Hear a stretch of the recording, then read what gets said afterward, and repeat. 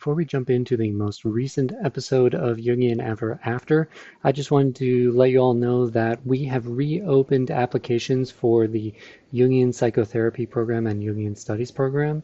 We've gone through the first wave of applications, and there are a few spots left, so we're reopening applications. So if you were interested in the program or thinking about it, but not sure if you were going to apply, there are only a few spots left, so I'd recommend applying as soon as you decide you want to. Also, to let you know, for this next year, it's going to be a hybrid program with most of the weekends in person, 3 or 4 of the weekends over Zoom, so that will help people with traveling costs and things like that. If you have any questions about the program, just email jung@jungchicago.org. Also, there's a link to the program's page in the show notes where you can read more about it and apply. Thanks. Before we get started, I just wanted to let everyone know that we have a trigger warning here for rape. So if that is a subject that's going to cause you to become upset, you may want to skip this episode.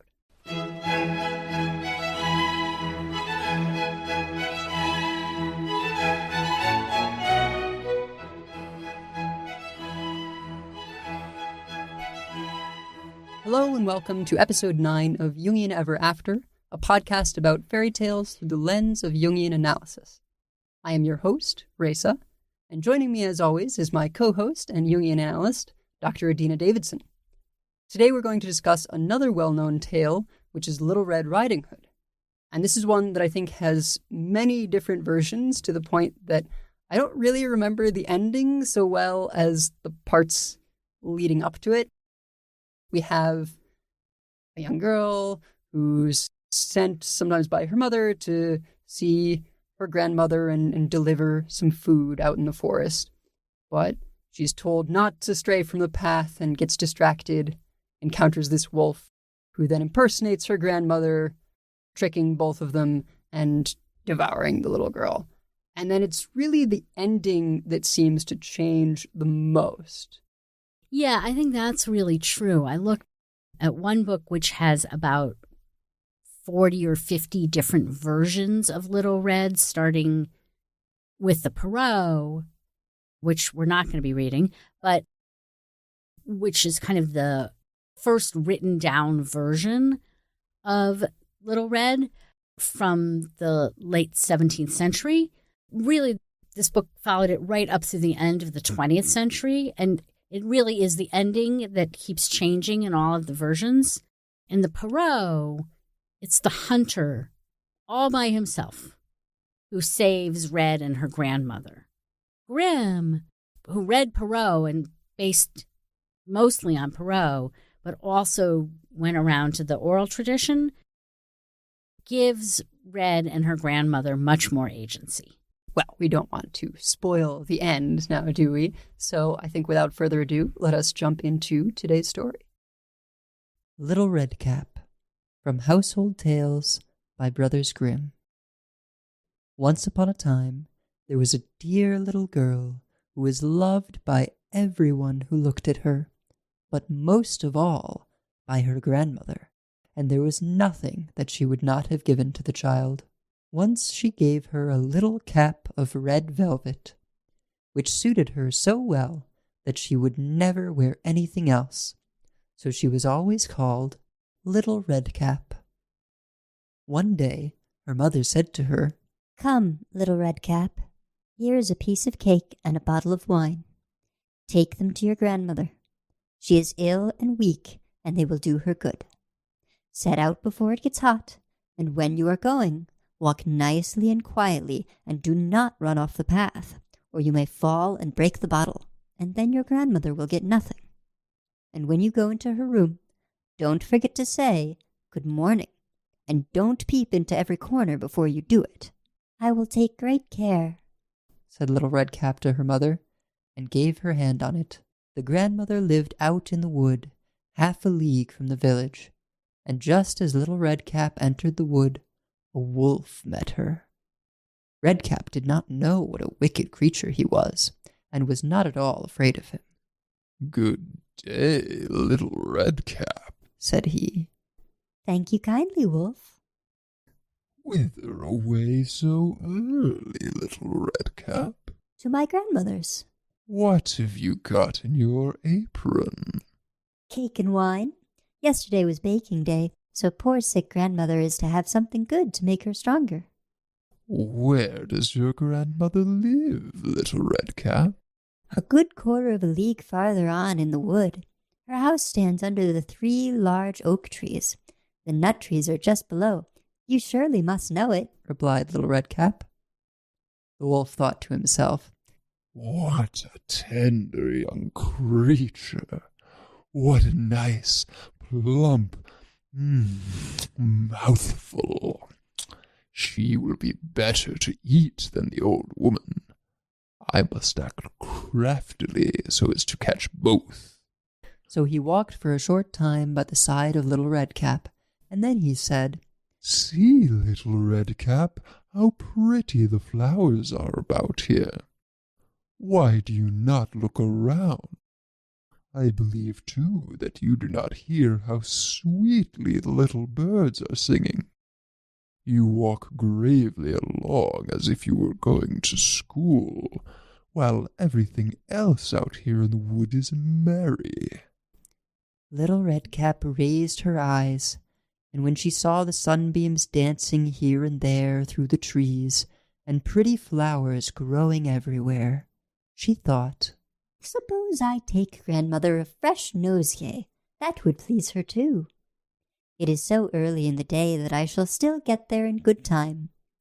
And so she ran from the path into the wood to look for flowers, and whenever she had picked one, she fancied that she saw a still prettier one farther on, and ran after it, and so got deeper and deeper into the wood.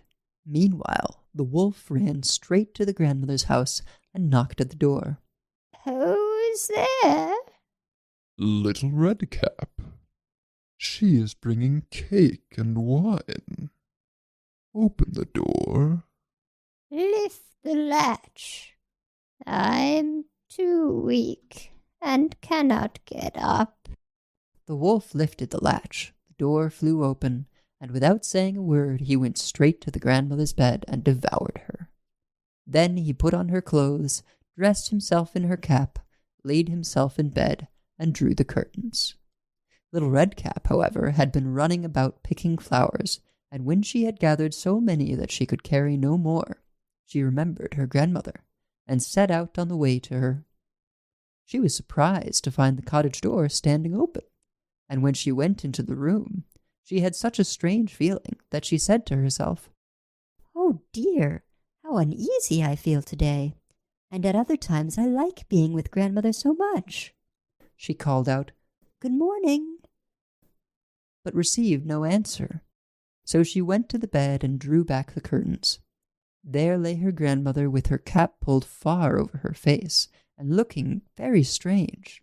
Oh, grandmother, she said, What big ears you have. The better to hear you with, my child, was the reply. But grandmother, what big eyes you have, she said. The better to see you with, my dear. But grandmother, what big large hands you have. The better to hug you with. Oh, but grandmother, what a terrible big mouth you have. The better to eat you with. And scarcely had the wolf said this, than with one bound he was out of bed and swallowed up Redcap.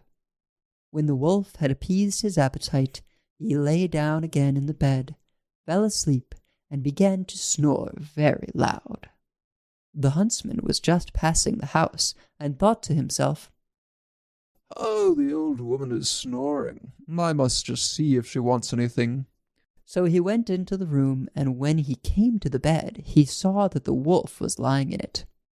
Do I find thee here, thou old sinner? Said he. I have long sought thee. Then just as he was going to fire at him, it occurred to him that the wolf might have devoured the grandmother, and that she might still be saved. So he did not fire, but took a pair of scissors and began to cut open the stomach of the sleeping wolf. When he had made 2 snips, he saw the little red cap shining, and then he made 2 snips more, and the little girl sprang out, crying, Ah, how frightened I have been! How dark it was inside the wolf! And after that the aged grandmother came out alive also, but scarcely able to breathe. Redcap, however, quickly fetched great stones with which they filled the wolf's body, and when he awoke he wanted to run away, but the stones were so heavy that he fell down at once and fell dead. Then all 3 were delighted. The huntsman drew off the wolf's skin and went home with it. The grandmother ate the cake and drank the wine which Redcap had brought and revived. But Redcap thought to herself, As long as I live, I will never by myself leave the path to run into the wood when my mother has forbidden me to do so. It is also related that once when Redcap was again taking cakes to the old grandmother, another wolf spoke to her and tried to entice her from the path. Redcap, however, was on her guard, and went straight forward on her way, and told her grandmother that she had met the wolf, and that he had said good morning to her, but with such a wicked look in his eyes that if they had not been on the public road, she was certain he would have eaten her up. Well, said the grandmother, we will shut the door, that he may not come in. Soon afterwards the wolf knocked, and cried, Open the door, grandmother. I am Little Redcap, and am fetching you some cakes. But they did not speak or open the door, so the greybeard stole twice or thrice round the house, and at last jumped on the roof, intending to wait until Little Redcap went home in the evening, and then to steal after her and devour her in the darkness. But the grandmother saw what was in his thoughts. In front of the house was a great stone trough, so she said to the child, Take the pail, Redcap. I made some sausages yesterday, so carry the water in which I boiled them to the trough. Redcap carried until the great trough was quite full. Then the smell of sausages reached the wolf, and he sniffed and peeped down, and at last stretched out his neck so far that he could no longer keep his footing, and began to slip, and slipped down from the roof straight into the great trough, and was drowned. But Redcap went joyously home, and never did anything to harm anyone. So that was Little Red Cap, as told by the Brothers Grimm. Why don't you kick us off with how we're going to do our analysis here? So there are at least 3 ways we can look at Little Red Cap or Little Red Riding Hood, as she's known in France and in the United States. I am going to just call her Red or Little Red to avoid controversy. The 3 ways that came to my mind as I was reading the story and then doing the research for this episode are historical and then intrapsychic. And intrapsychic is kind of the classical Jungian approach to understanding a fairy tale. In an intrapsychic approach, we see the fairy tale as a picture of a whole psyche, one person's psyche, and each of the characters are different parts of psyche. Some of our listeners might be familiar with a model of therapy called internal family systems, which does what is called parts work. Each part learns to talk of the other parts of psyche. Fairy tales, in a way, are an archetypal image of that. Does that make sense to you? Do you understand what I'm saying when I talk about intrapsychic? I'm not familiar with that style of therapy that you mentioned, but I think this is familiar enough in terms of just how we've broken down some of the previous stories that we've covered. Okay. All right, great. So then the other way we can look at them is interpsychic. What does the story say about the relationships between people? In Little Red, particularly in the context of sex and violence. And then the historical kind of works its way through both in some ways. Well, this is a Jungian podcast, so I imagine we're going to be focusing on sort of the intra and interpsychic readings. I think that's my plan. So we can start out looking at Little Red from a classical Jungian perspective. From this perspective, which is really most fully articulated by my Shiro, Marie-Louise von Franz, fairy tales are collective stories. They give us a picture of human psyche, of the parts of us that are common to all of us, and how psyche develops. Each of the characters in a fairy tale is a symbol for an archetypal aspect of psyche. And the story itself shows us how psyche grows and changes over time. Okay, yeah. So could you maybe give some examples of how those symbols are used within Red Riding Hood? Absolutely. So Little Red herself can be seen as a maiden figure. The grandmother is a crone, an archetypal image. The wolf I think, is a symbol for what we might call nature red in tooth and claw. The pure aggression in our nature. The forest is generally seen as a symbol of the wild places in psyche, the places where there is both beauty and danger, but it's unknown. Even the path is an archetypal symbol. It's the way we go in to our own wilderness, our own unknown places, safely, and have a way to also come back out, back into consciousness. I would say if we are going to look at Little Red intrapsychically, it's a little bit problematic because it was so strongly adapted when it was written down by Perrault. So to some extent, more than the other fairy tales that you and I have looked at, more than Cinderella or Snow White, it's not a collective story, it's Perrault's story. It's a little bit more of an authored story by an individual man. And so there's more of his personal and his historical context in Little Red than we see in some of our other stories. Okay, so whereas we had these different versions that we talked about for Cinderella and Snow White, this one, even though there were some other versions, Perrault really made that his, and then Grimm was so based on Perrault that if you take archetypes in some ways, they're archetypes of just Perrault. I mean, our archetypes are always of everyone, but they're more colored by Perrault's personal and historical times than something that we generally work with in that von Franzian intrapsychic way. Okay. But with that said, let's start classically or intrapsychically anyway. In terms of Jungian psychology, we have some very archetypal images in this story. We have the triad of the Great Mother, capital T, capital G, capital M. The divine feminine is always imaged with three faces: the young innocent girl or the maiden, the mother, and the grandmother or the crone. Immediately, these three faces of the goddess or the Great Mother are placed together in our story.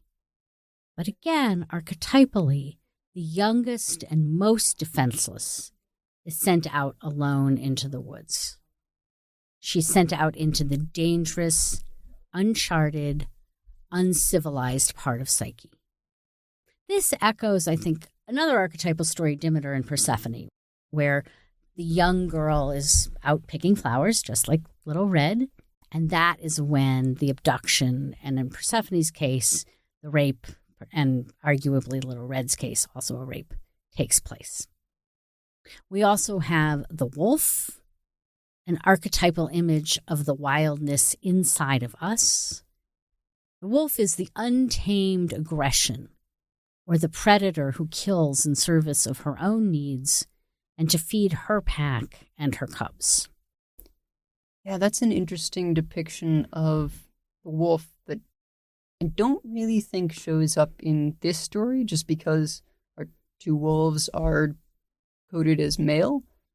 But I really love hearing about the Great Mother, because that's an archetype that I think I could identify even in other media without knowing that it's this thing in psychology, because it shows up sort of all over the place. We've got Game of Thrones based on the book series Song of Ice and Fire, among their 7 deities, they have the mother, the maiden, and the crone, which lined up exactly.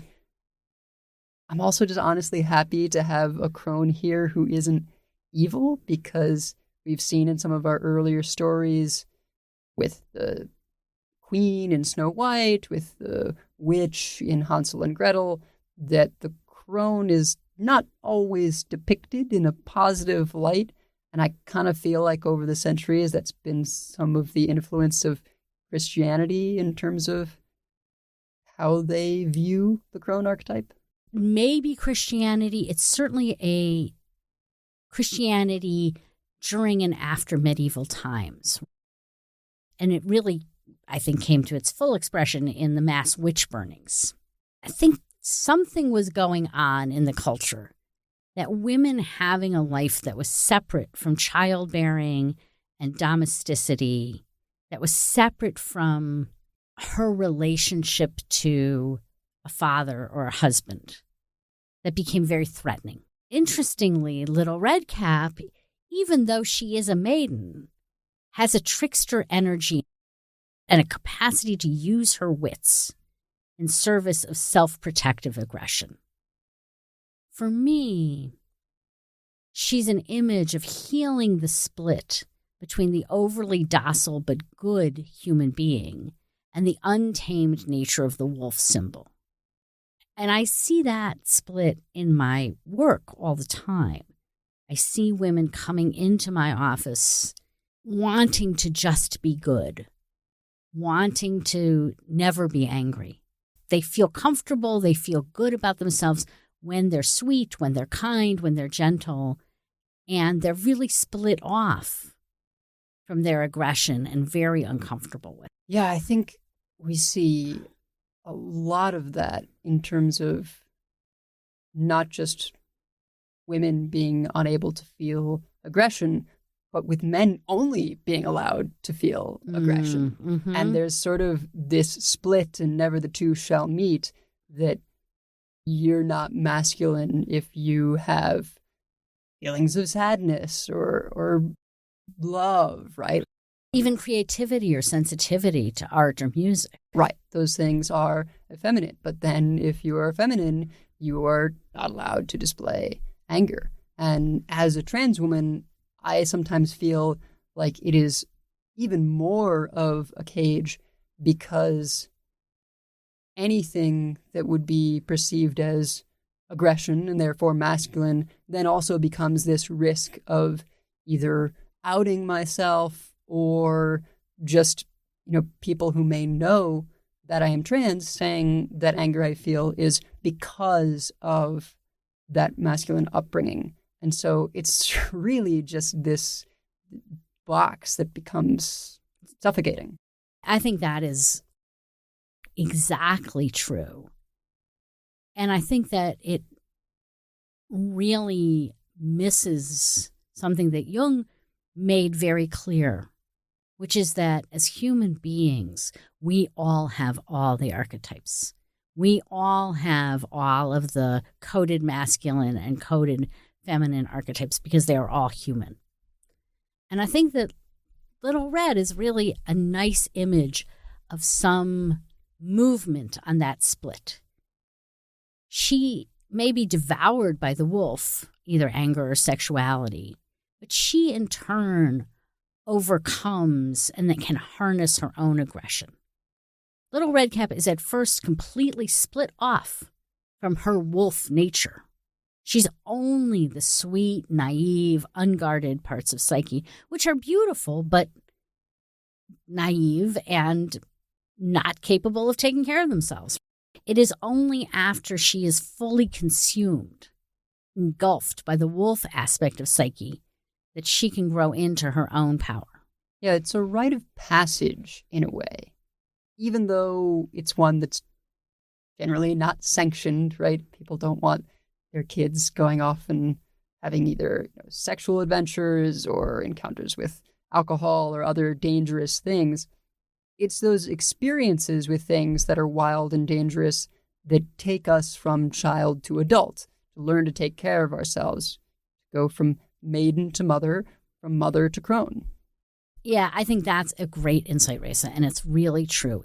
It's like somehow it has to be our young, innocent, vulnerable selves that descend into our psychological deep woods. We can't develop and grow into new maturity, into new power without testing ourselves. And we can't test ourselves without danger, without risk. The older part, the more mature parts of psyche are already established and they're too well defended for those kinds of risks. They don't take foolish risks. We have to send the innocent child part of ourselves to the mysterious wilds of psyche. And it is on these perhaps insane adventures that young girls, young women, and the child parts of ourselves can learn our own strength and our own capacity for self-protection and lose their foolish innocence in the process. In this story, like so many of our others, we can see that it is Trickster that is the real agent of transformation. Trickster flips the power from the wolf and the hunter to Redcap and her grandmother. Trickster upends the social order, upends that which is seen to be the powerful to that which is seen to be the powerless. Of course, I should have known it would be our good friend the Trickster, who we've discussed so much, that would bring about this change. You know, when I think about Trickster and wolves, I also think about an animal type and trickster that I very much love, which is the coyote. And coyotes tend to be pure tricksters, at least from the stories that I know. Whereas wolves, it seems, may have a few tricks, but there's something inherently more violent about them. And I'm not sure what that's about. It's almost like, yes, they have a few tricks, but they're more straightforward, right? Right.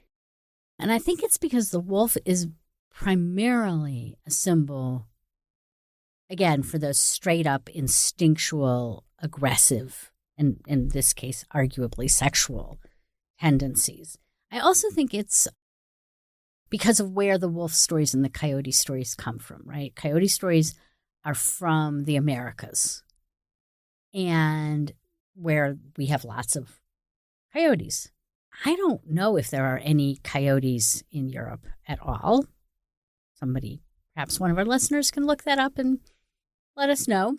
But there were definitely wolves in the great primeval forests of Northern Europe, especially. In the Americas, human beings cannot be coyote prey. No matter how hungry a group of coyotes are, we're just too big for them, right? Wolves, if they're really hungry, they will take down human beings. They will hunt us. And so I think that it makes sense that coyotes were storied as the less terrifying, although still Trickster can be pretty darn scary, but also humorous. And wolves were envisioned, again, as this sort of pure, raw aggression. But it's worth noting that actually that wolves are good mothers and they work together in cooperative packs. I mean, that would make sense from sort of actual wolf life, where a lone wolf would have a very short and dark. Wolves are pack animals. They're not going to do well alone, and they're not going to. So let's explore this archetypal symbol of the wolf a bit more. The wolf was crucial in archaic thinking as representative of the human wild side. And I think we can see that in some of the cultures where people would put on wolf skins as part of religious ritual. That it was a way of taking on our own wildness and our own wild power. Wilderness at the time of the Grimm brothers was not a national park. The wilderness was a place where human beings were not safe, where we were not in control. And the wolf in the Grimm story exploits Red's natural wildness. He exploits her curiosity and her desire for the freedom of the colorful, musical woods. The wolf tricks the grandmother and Red and devours them. And it is as they emerge from the belly of the trickster that the crone and the maiden seem to have acquired his trickster energy. And it is after being engulfed in trickster that they are able to protect themselves from aggression. Trickster is the classic way that seemingly powerless people gain power over seemingly undefeatable enemies. Classic myth and fairy tale pattern. David and Goliath, Hansel and Gretel, all of the Hermes stories. All of those are stories that people or gods with less power are able to gain power over that which seems to be undefeatable. And in this story, it's almost like the wolf's stomach is this extra-dimensional portal to Trickster or something. Just the way that the wolf sleeps through being cut open and they emerge totally whole and fine, and they sew him back up with rocks so that when he wakes up, he falls over and dies. It's parts like that that really demonstrate how these are more symbols and not literal, or else the wolf would die the moment it was cut open. I love that idea of the wolf's stomach being a portal to something else. I think that's just great. Because Red and her grandmother are fundamentally different when they come out of the wolf's belly than when they went in. They are no longer helpless victims. And there's lots of cues, you just named them, that something magical is connected to being consumed by and entering the wolf's stomach. The interior of the wolf, the interior of the aggressor, is the place where transformation rather than digestion occurs. Another lens that we can look at the story of Little Red is that of sexuality and violence. One author argues literary fairy tales were consciously cultivated and employed in 17th century France to reinforce the regulation of sexuality. So what Zipes, that's the name of the author, is arguing is that stories like Little Red were written and told to get young women to behave sexually, not to behave in wild ways. And Little Red's red cap is a cue that this is a story about sex.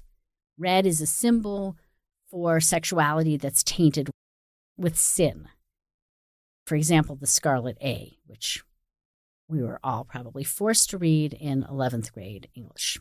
Zipes continues, the eating or swallowing of Little Red Riding Hood is an obvious sexual act, symbolizing the uncontrollable appetite or chaos of nature.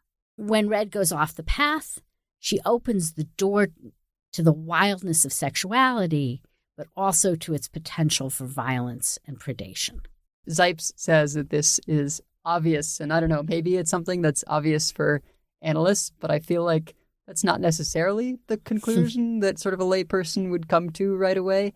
I feel like the baseline reading is just, wolves are hungry and dangerous, and so they eat people. Okay, fair, right? But, it's our job as analysts to expand on the obvious, and where would that leave us, right? So give us analysts our space to interpret, even if the interpretation seems a little bit extreme sometimes. Sure. So another interpretation, not from an analyst this time, but a feminist theoretician, Susan Brownmiller. Susan Brownmiller argues that Red Riding Hood is a parable of rape. She says there are frightening male figures abroad in the woods. We call them wolves, among other names. And it is teaching us to stick close to the path, not to be adventurous. I would say this is one read, and maybe even fairly true to the Perrault version, but she leaves out the trickster ending. In Brownmiller's opinion, the sexual layer of the story contributes to reinforce social norms. And in this context, Little Redcap can be seen as a struggle for sexual domination by men and rebellion by women. Another author argues it is because rape and violence are at the core of Little Red Riding Hood that it is the most widespread and notorious fairy tale in the Western world. Is it? I don't know, maybe it is for other people. Maybe it was at the time that Zipes was writing, but that has not been my impression at all.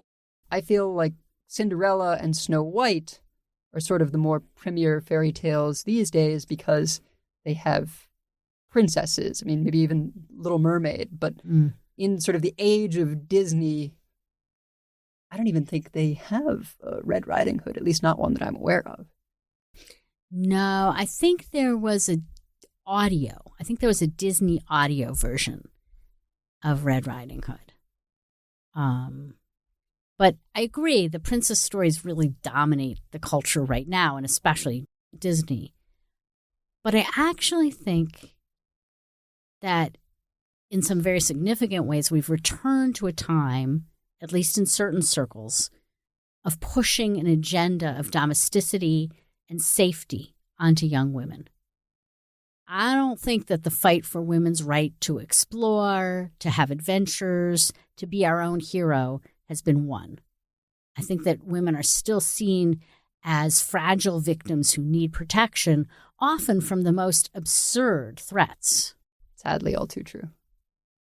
And the point that many versions of Little Red seem to make is where we have order and discipline, young girls will be safe both from their inner sexual drives and from outer forces. And this makes me kind of think of how our culture talks about and thinks about campus rape culture. And I wonder if we can see the freshman girl going off to a frat party as a modern Little Red Cap. Yeah, as much as it kind of pains me, I think that is a pretty apt analogy. Although I transitioned in college, before that, I joined a fraternity called Theta Chi. But on my campus, our chapter, Beta Nu, was totally dry house. We did things like improv or board games at our rush events rather than, wild parties. And of course, it's impossible not to be aware of all the news stories or depictions like the movie Animal House. We all know how awful those are. But for me, even when I transitioned, the chapter was such a welcoming space to the point that it was almost this sort of guideline for recruiting new members of okay, how do they react to Reza? Are they going to be okay to initiate? But yeah, in most cases, I don't think that's people's experience with fraternities. And I don't think that campus rape culture is by any means restricted to fraternities. I think that it exists on campuses that have little or no Greek life. But I think that you and I would both agree that we really, really want a world where young women can move freely through the world without being viewed as prey and without having to depend on kindly hunters, or the modern version of the kindly hunter, campus security, or even their own capacity for being tricksters for safety. Yeah, I think it can never be expressed enough that we shouldn't have to teach women and girls to be safe and that we should just raise people to not rape. But in terms of things we have direct control over, usually the one we can be certain of is that we are teaching our people to be safe, because you need everyone else to be teaching people not to rape for that to work. Exactly. And I think in our current time, Little Red can be understood as a conflict between rebellion and freedom. Little Red is constantly mutilated by the wolf and dies, but is also constantly reincarnated. Most stories imply that if Red Riding Hood had not strayed off the path to grandmother's house, to domesticity, she would not have brought about the trouble she experiences.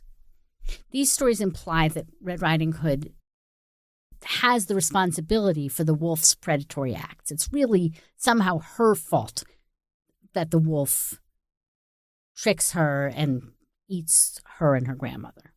I think this has very direct connection to how we think about the threat of rape, both in the 18th century and now, right? Women have responsibility to keep ourselves safe.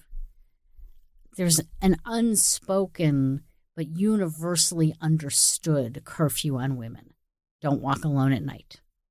Don't go to certain places or certain streets. Don't get drunk.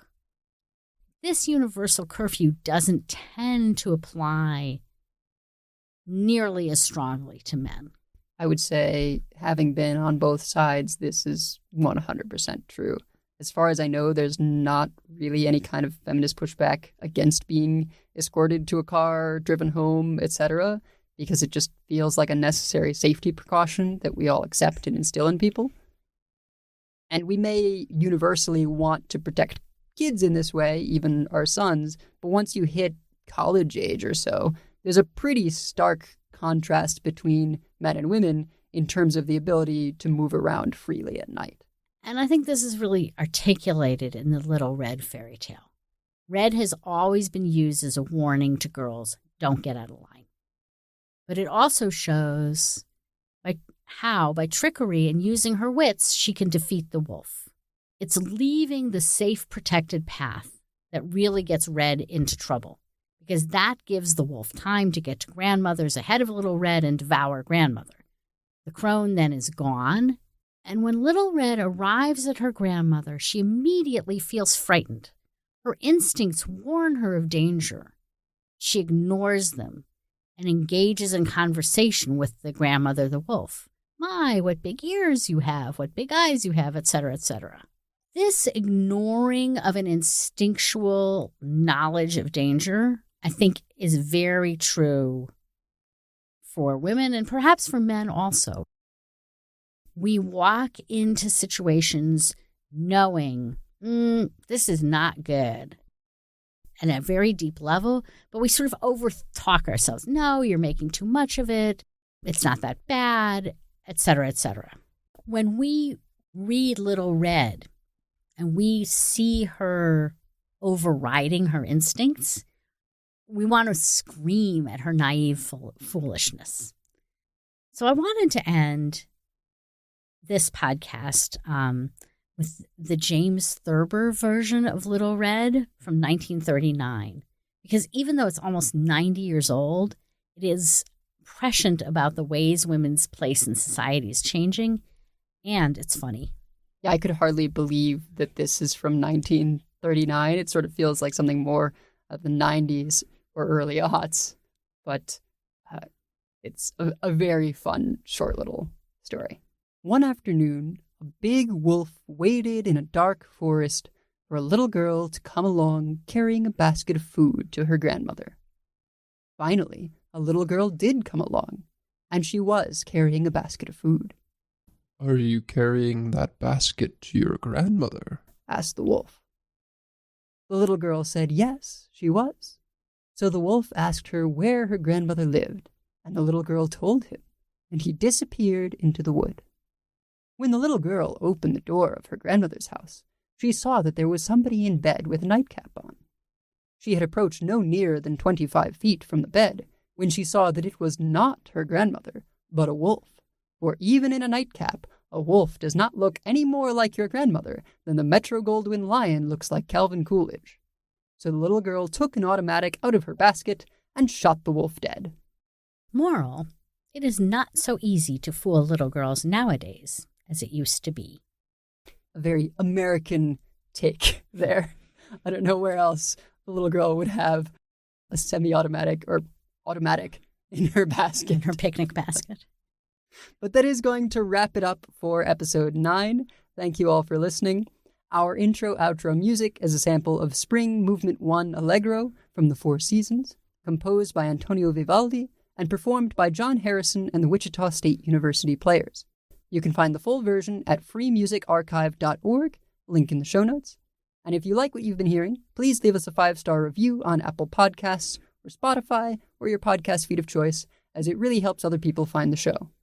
This show will always be free and available to all, but if you would like to monetarily support the show, you can now do so at ko-fi.com/JungianEverAfter. That's ko-fi.com/JungianEverAfter. Also, Dr. Adina Davidson is a certified Jungian analyst who offers telesessions. You can find out more about her practice at adinadavidson.com or her Psychology Today profile. We'll be with you again next time, but until then, we hope your month is filled with exploring the worlds of imagination and storytelling.